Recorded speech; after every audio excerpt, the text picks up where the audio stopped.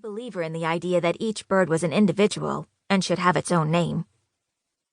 I called Vance Carlyle from the wildlife department to confirm, Jan said, and Saffron smothered a smile. Vance had heard a lot from Jan lately, too. We have 2 girls and a boy. Because they love Mother Goose nursery rhymes so much, I've called them Muffet, Bo Peep, and Peter Peter. She was bursting with pride. Saffron pictured the fuzzy little goslings. Perfect, she declared. And don't forget, Jan said, Vince Carlyle is coming to check on them today. I think he will be quite pleased with how they're growing. Peter Peter has 7 feathers starting on his wings. They're growing fast, Saffron affirmed. And I want him to take another look at Muffet's foot. She has a crooked toe, you know. And Vance says it's all right and won't bother her, but it looks a little funny.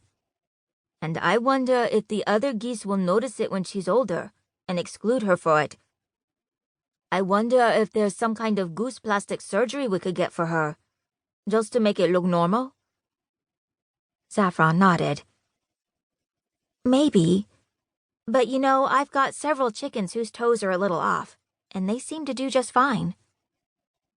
Jan seemed dissatisfied with that answer. Well, I'm going to ask Vance Carlyle about it anyway. Absolutely, Saffron said, glad he'd be here to entertain Jan for a while.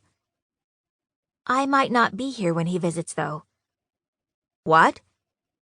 Jan's eyes grew wide and her mouth pressed into a disapproving line.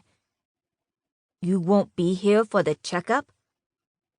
Well, Saffron said, suddenly defensive. I was going to go check out that exotic animal show that's stopping a couple of towns north. In Bali? Jan shook her head. Oh, no, that's not worth your time. You should be here for the checkup. Saffron let her eyes close briefly. She counted to 10 in her mind.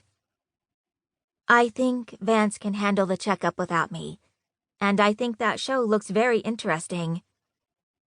Waste of time. Jan stood and cleared their plates, not bothering to ask if Saffron was finished or not.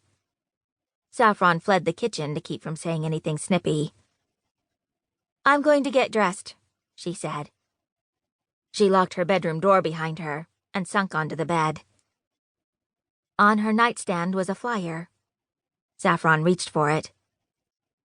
An exciting, exotic exhibit, the flyer read. Limited time only. Traveling show. Amazing armadillos. Beautiful bobcats. Cuddly koalas. Come and see them all. Saffron kept reading and counted 11 exclamation points on the flyer. It was done in an old circus style, brightly colored and illustrated. It had caught Saffron's eye when she dropped off an egg order at the Paradise Market yesterday, and she decided to drive up to Pali and see the show. Saffron looked through her cluttered closet and pulled out a pair of sage capris and a flowy shirt with a soft floral print on it. She needed something to distract her. Christmas had just passed, and it had brought a lot of excitement. Over the holidays, she had harbored a fugitive, acquired a donkey, witnessed a murder, and shared a sweet moonlight kiss that had left her feeling conflicted and confused. She needed something fun and different to do. She'd even thought of a vacation, but when you live in paradise, there's really no place you'd rather go. So exciting exotic seemed like a great distraction. A tapping on her window caught her attention. Curry, the rooster who lived on her porch, was ready for a morning treat. She opened the window, and he hopped in onto her nightstand. You're so needy. It was good to say the words out loud, and she gave Curry the rest of the speech that she would have liked to tell Jan. There are lots more interesting places you could be if you're bored, and lots of people you could spend time with if you're lonely.